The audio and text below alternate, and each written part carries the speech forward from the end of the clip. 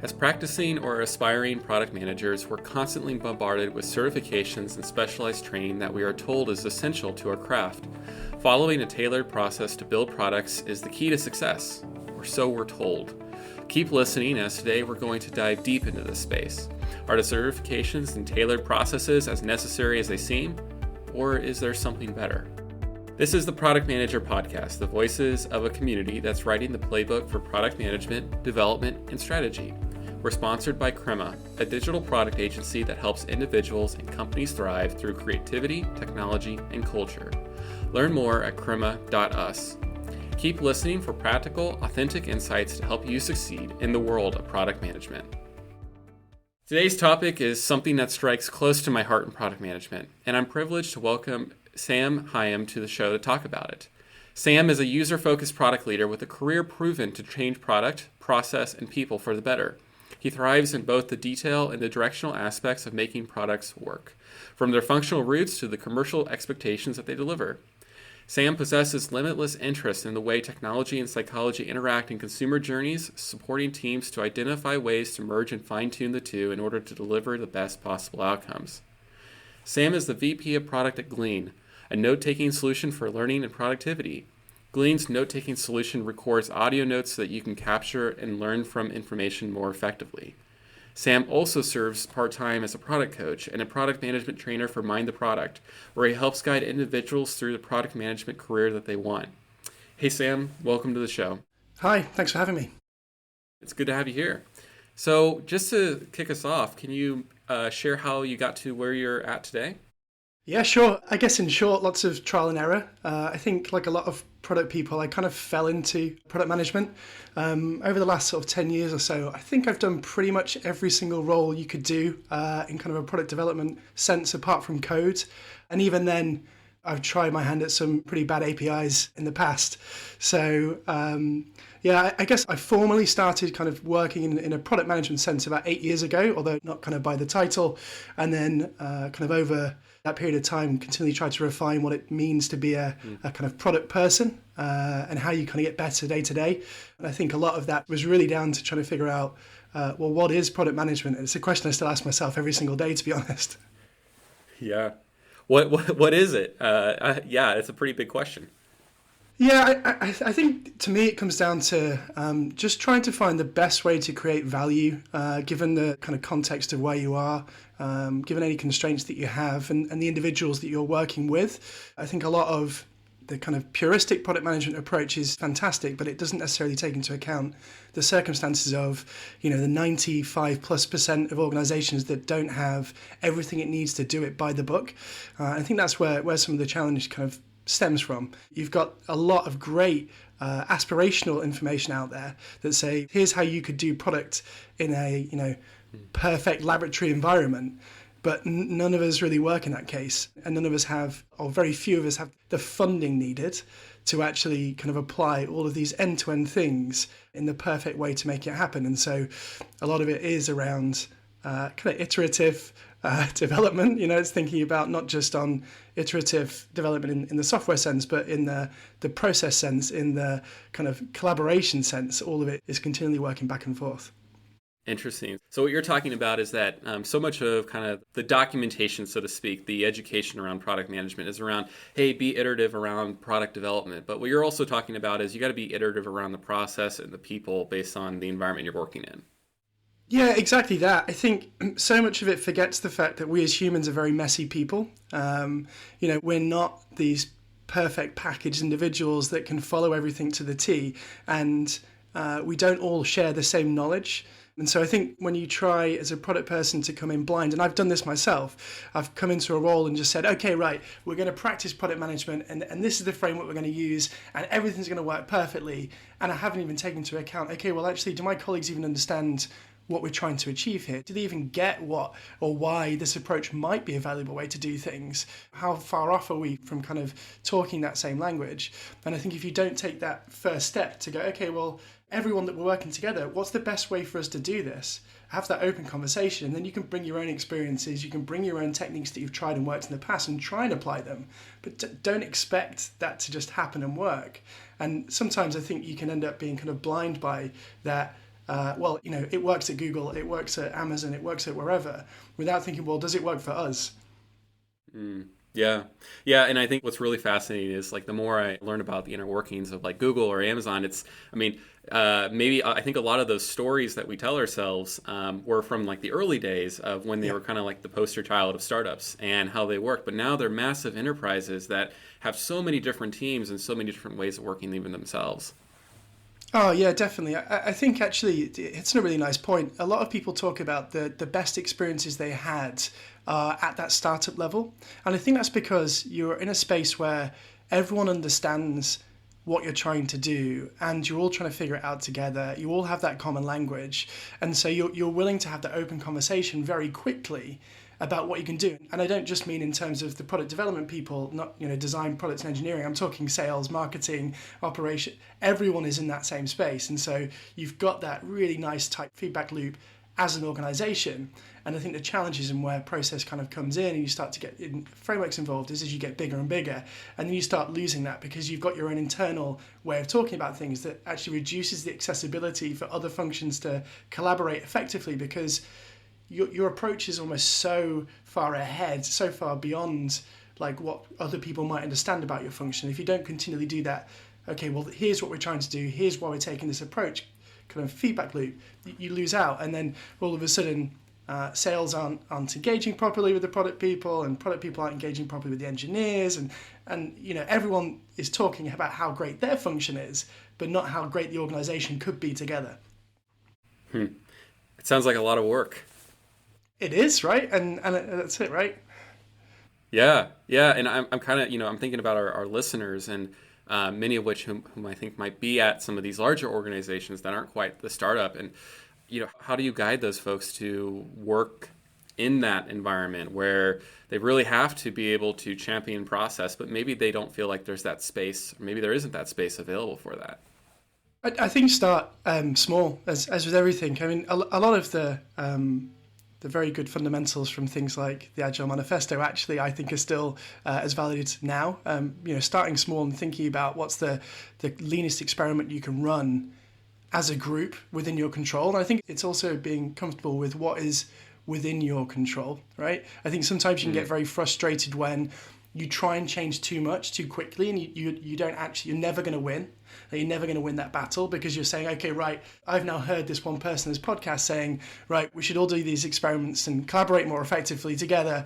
And I'm saying it because that's what I've heard, rather than actually saying, okay, well, let's say you work with one development squad. Hopefully it's a nice cross-functional one. You've got designers, you've got engineers, you've got product people, and just saying, okay, well, what could be some experiments we run together that mean we're more effective?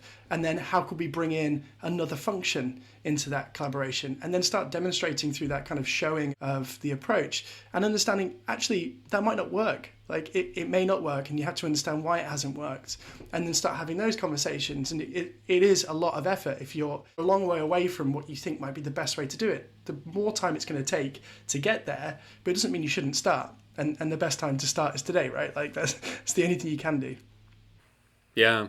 I love the focus on starting small, and that's something that I've seen to be successful as well. Is especially working with various clients that are building their own products. It's like we always are like going in and out of environments that are changing on process, and so we're always kind of going through this challenge. And what we found to be really successful is if you really narrow in and say, hey, we're going to try this like 2-week experiment. And it's like you're selling that. You're not selling a way of working for the next year, but you're really planting the seeds for that. But what you're really selling is this 2-week experiment. Just trust us. Let's go through it. Let's see how it is. And then that's where you're able to prove value and then start to introduce other things as well. I'm curious as well. One of the things we talk a lot about as product people are just kind of wearing a coaching hat. Is there a coaching responsibility that plays into the success of this in your day-to-day? Yeah, definitely. And I think coaching for me is just making sure that you're kind of asking questions more than giving answers at the top level. It's much more around how do we find answers together, and that tends to be by asking better questions. A lot of the stuff that I do day to day, whether working with kind of individuals as part of a team or individuals in terms of an actual coaching conversation, is about just asking questions of, okay, well, what sort of things have you considered here? Why are you considering those things? Have you considered other options? And if so, why have you chosen this one?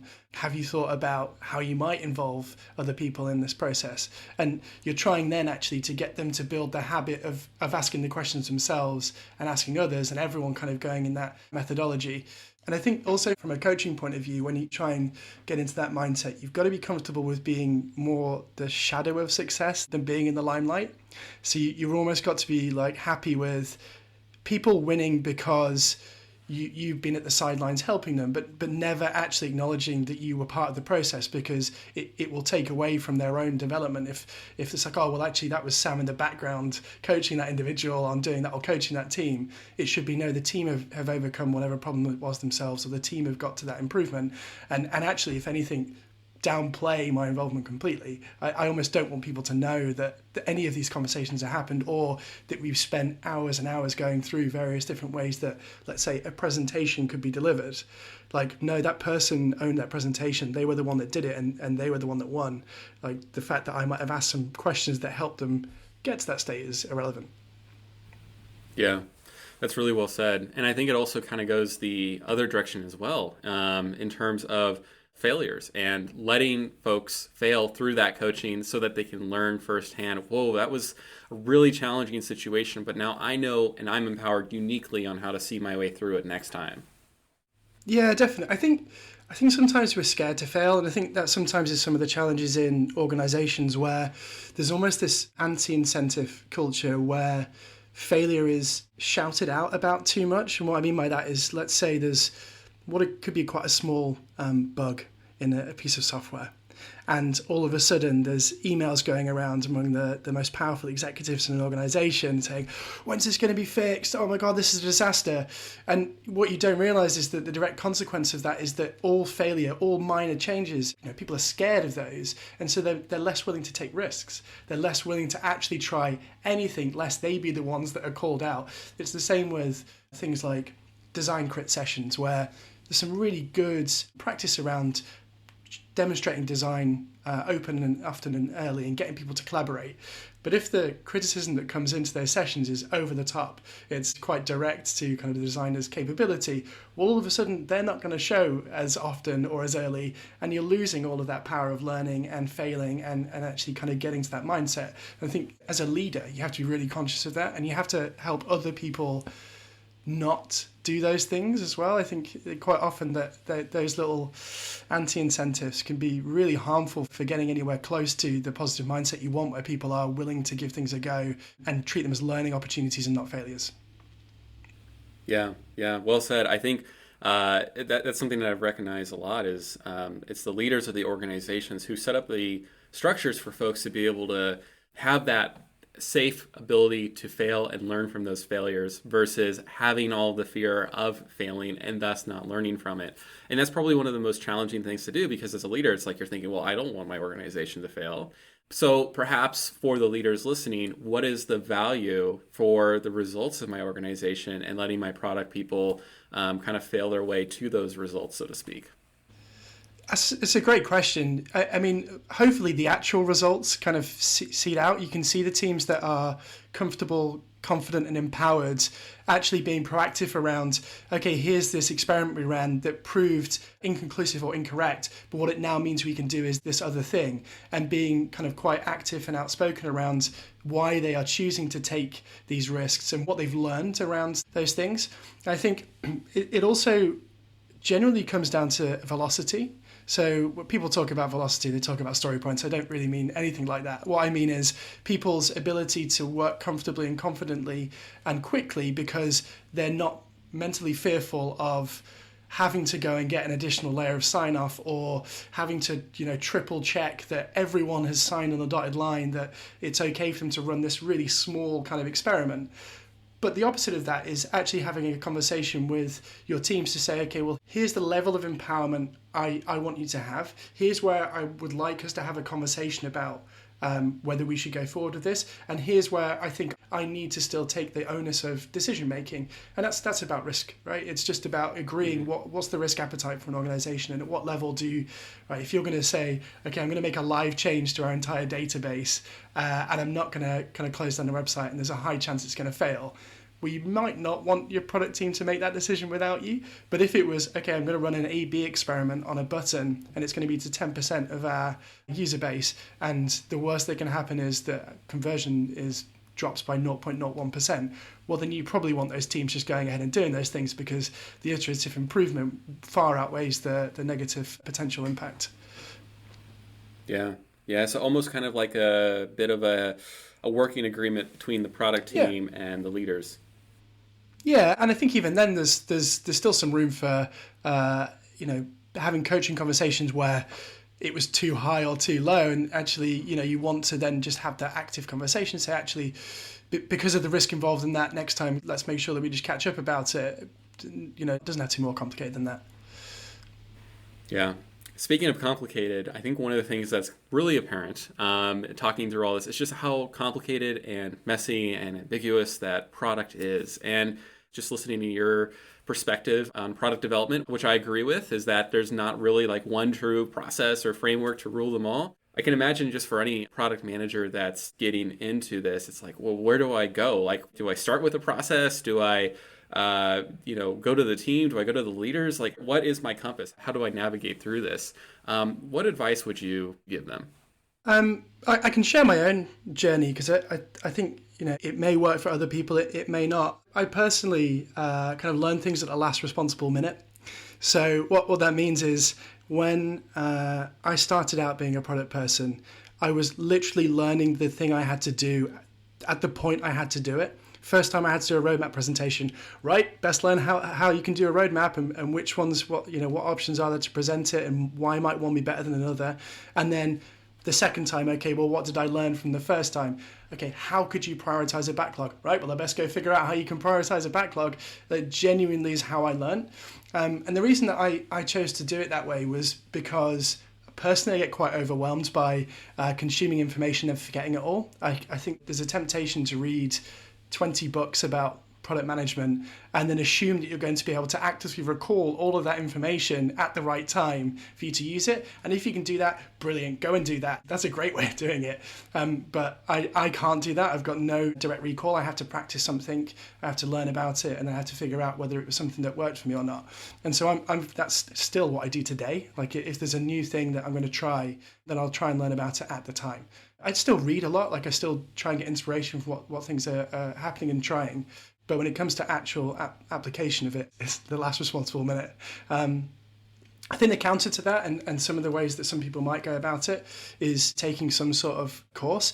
I don't think there's anything wrong with that. Like, I think it's good to have a foundational knowledge in things. I think as long as you are not relying on that to be the exact way it plays out, and being rigidly, sticking to the thing that you learn in a day or 2 days, then it's okay. That's another way you can learn, but I don't think it means you then know how to apply it practically, because of all of the complexity that comes with the fact that we're all humans and we're trying to work on things that are complicated, and there is a million external and internal factors that make doing sometimes simplistic work very difficult. Yeah, that's awesome. And it's something that I've recognized as well in my own journey, and seeing other product managers around me thrive, is it's that focus of saying, I'm just going to jump in and I'm going to learn by doing. Because there's just so much in our field that, like you mentioned, like building a roadmap, it's like best way to do it is to maybe do a Google search and start playing around with whatever tool of choice you have and seeing what works and what resonates with the team and what doesn't. Yeah, definitely. And I think that's it, right? I don't think there's any right way to do a roadmap. I think there's some ways that might be slightly better, but they might not work for your context. It's very easy for me to say, right, you should do a now, next, later roadmap without any dates, no features, outcomes only. But then I don't want to be responsible for you to get screamed at by your executives because they've never seen that, they weren't expecting it, and it's completely outside of their kind of way that they work. And so you've got to have that kind of incremental change between, okay, well, what would be the ideal thing that I'd like to do? And then what's going to work for me right now? And then how do I bridge the gap between those two things? Yeah.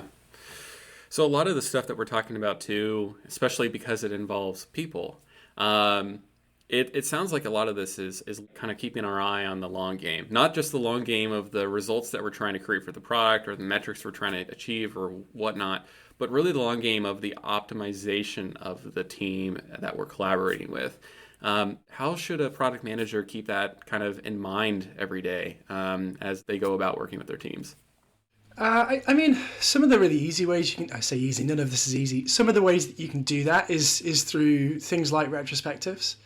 Actually, self-assessing as a team is, for me, much healthier than some arbitrary figures that you pull from a ticket management system or something that other people are assessing. I think that's probably the best way to do it. I've also run things like team health retrospectives or workshops where you kind of agree like 10 things that you want to focus on as a team, and then quarterly or something you review that to say, okay, have we improved or got worse at a particular aspect, and what are we going to do to kind of change that? And those kind of cover two different aspects. So a normal retro is thinking much more around the here and now. Okay, what are we trying to do given the particular piece of work or given kind of where we are? And then the team health is a slightly more kind of broader, almost like a mega retro. Like it's a broader themed retrospective that you can use to keep kind of more general track of where you're trending and some of the things you might want to focus on as a team that might indicate you're either healthy or not healthy. And again, the team can agree what goes into that kind of broader assessment. And then I think it's a lot to do with the soft skills as a product person. I think you have to be quite aware of things like seeing changes in how your team are behaving. So thinking about actually all of a sudden I'm not getting anywhere near as much interaction on kind of discussing what we could or how we could achieve our short-term product vision or how we could go about solving a particular problem, and trying to consciously think about, okay, well, what's changed here? What's happened? And then go and have the conversations with the people and ask them. I think a lot of the time you can kind of sit back and do armchair psychology and just go, right, well, this is why that's happened, so therefore I'm going to do this other thing. No, go and actually have the conversations and figure out what's happened. It could be that, without you knowing, someone's got some really like harsh feedback, or, something's gone wrong, or there could be pressures, externally or internally. Again, we're humans, we're destined to communicate. It's how we've survived and created as a human race, is through collaboration and through the formation of communities. And I see a product team as a small community, and, you kind of get bigger across the organization. Yeah, that's awesome. A product team is a small community. That's really quite something. Speaking of community, just so focused around people as this entire conversation is, what if I'm a product manager and I'm like, team health exercises, retrospectives, this all sounds great.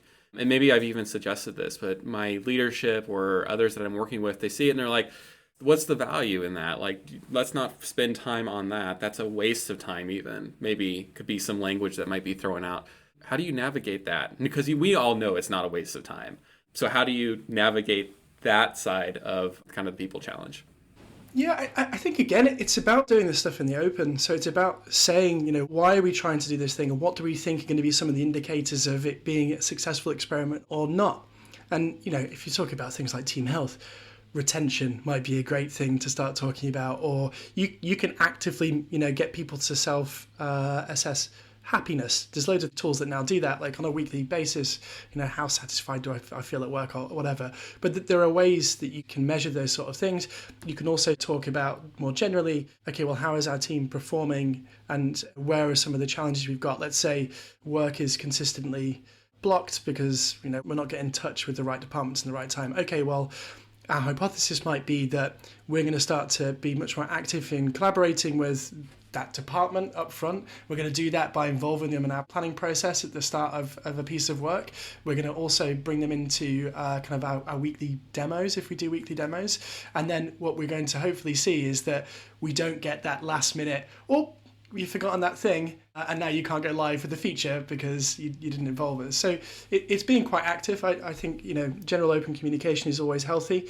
And then the other way you can really challenge it is to ask the leadership team, okay, well, what would you like to see how would you like us to measure some of these things, and then have some kind of active conversation. There's a chance that could go the wrong way, and they can start saying, right, well, I want to see velocity and story points increasing every week, and in which case I'd probably say run for the hills. But you still got to have hopefully a trusted conversation with leadership. And again, you're almost bringing them closer to the problem if you can have that, getting them to come in. And I guess it's a bit almost like coaching up. You're trying to ask the questions to understand what is it that they want, or what is it that they're fearful is going to happen if we do these things, and how do we alleviate the anxiety that they might have for us to waste time, doing some of these pieces of work versus not. Yeah. No, that's great. It's interesting too. That kind of coaching up, it's like asking those, going back to what you said, it's asking those questions, just simply those high level questions. And so even, I love your sentiment of run for the hills, if like velocity or story points, it's like increase those, because I've heard that. But what's interesting is that sometimes you ask, well, why? And it's like, well, it's just a fundamental misunderstanding of what the value of tracking story points for velocity is. And you get to have that dialogue and that conversation. Now, if it still comes to very like, okay, we understand that, but we still want it to, increase, then that's the run for the hills, right? Yeah. But it's interesting that I think even there's sometimes we, as product managers especially, we have just this really wide generalist knowledge of all these different processes and toolkits and stuff, and we can't always assume that, especially our stakeholders, have that same knowledge. Oh, yeah, definitely. I think that shared understanding and language is sometimes so much a part of the problem, even down, in my opinion, to calling things product-led. So, saying that actually you have a product-led culture, well, unless people understand that what that means is that collectively we're just working together to build an incredible product so that it helps to sell itself more than having other ways of doing it, they could assume, well, that just means that product is going to become the most powerful function, and it's going to be the arbiter of everything. And all of a sudden, like, that's how you start getting those people kind of in their castles getting scared and fighting over everything. And so, again, it's trying to think about, well, language is so powerful. All of these things where people misunderstand and you're not explicit about what things mean can get influence for people. And all of a sudden you're in this conversation you don't want to be in, because people have already kind of made their conclusions. It's definitely something I personally be much more conscious of is, okay, well, what sort of terminology am I using? Does everyone understand that terminology? And if not, how can I simplify it or explain what's actually important here? Because it's all about that, and people are very reluctant to speak up if they don't understand something. You'll only get the most confident people in a meeting saying, hold on a second, what do you mean by product led? Most people will just sit back and be in this kind of silently going, ooh, they must mean this thing. So it can be quite dangerous. Yeah. It's kind of, we kind of have to take a posture of being a guide of sorts, like a patient guide with everybody. Yeah. So I'm curious, one last question before we start to wrap up. You're in a really prestigious role. You have a great career. You are coaching and training folks on the side. So you have like a really intimate knowledge of our industry. So I want to ask you, where do you see product management going in order to be successful in it? What does product management of the next, I was going to say 5 years, but that's too long. So let's just say 3 years kind of look like? I think it's probably going to start splitting down a little bit into more specialisms, because I think product management has started very broad. And so it means so many different things to so many different people. I think somehow it's going to start slicing it up into more specialties, more particular type of product management people, very much like you would see in software engineering, for example, have kind of specialisms, sub kind of product management people. It might be things like growth. It might be B2B, B2C. A lot of the terminology gets used, but I don't think we've started to really tie that up to, okay, well, what works best if you're a growth product person, or you're a B2B product person, or you're a B2C, or you're a marketplace, or you're, whatever type of product person it is. And I think, part of the broader education and content, especially stuff that I start to see now, is angling towards that way. And I expect that it will just almost formally follow as kind of a discipline. So actually you'll start getting these specialisms and sliced, because we're getting to such a big community of product people now. That's naturally going to happen. Awesome. Before we wrap up, I'd love to ask some personal lightning round questions, if that's okay. Yeah. All right. Which of your personal habits has contributed most to your success? I would go Resilience. I think a lot of what we talked about today is failure, and sometimes people aren't quite as accepting of failure, and you can get a hard time if things don't go right and you've not got a safe environment. So that's definitely up there. Adaptability is probably another one. I mean, that's just how I learn is by continually adapting to whatever information I've got, and so that's definitely one. And then probably humility. I openly say that I don't know half of the stuff that I need to know. Actually, I rely on a lot of other people who are far more brilliant at the things that they do for us to succeed. And I try my best never to pretend otherwise, that actually I'm the expert and I know everything, because I don't, and I don't think I ever will. I love all those characteristics and can definitely relate to the value of them. What's your favorite tool that you use regularly? Miro or Miro, I don't know how you pronounce it. I can't remember which one it is. But it's the most flexible tool. I would be lost without it. I use it all day, every day for everything. I mean, the last company I was at, Cinch, we used that to launch a $1 billion business in 6 months. Like, it was just on Miro. Like, it was nothing else. So it's a pretty impressive tool. I use it for all my content and everything as well. Yeah, it's a great tool. Yeah, I'll definitely second that. My team and I, we adopted it back when it was Real-Time Board, and it became quickly like the most widely used tool ever in the company's history, like so quickly. It's so valuable. And lastly, for the start of someone at the product journey, what is the one piece of advice that you'd give them? Ask for help. I think there's an assumption that as a product person you should know everything, because you're kind of at the intersection of everything quite a lot of the time. I think you can be reluctant to just ask for help when you don't know things, whether that's other product people or it's an excellent engineer you work with or a designer or someone in the organization. You know, some of the best people I know in product management are the ones that are actively always asking for help, because they know that helps them get better. I think there's a great growing community on Twitter for product people as well. And you know, I think that most people are on it because they want to help other people kind of learn. So yeah, ask for help is my number one piece of advice. Well, actually not just for product, for anyone, full stop. Mm-hmm.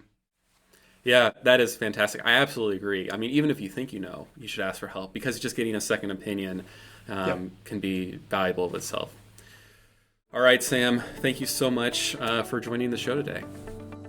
Thanks for having me. You can find out more about Sam's work on Twitter or LinkedIn. Again, thank you so much, Sam, for joining. Thanks, everyone, for listening in, and be sure to leave a review for the podcast. Also, please follow and join our community at theproductmanager.com if you're not already. Again, thanks, everyone, for joining, and I'll see you on the next one. Take care.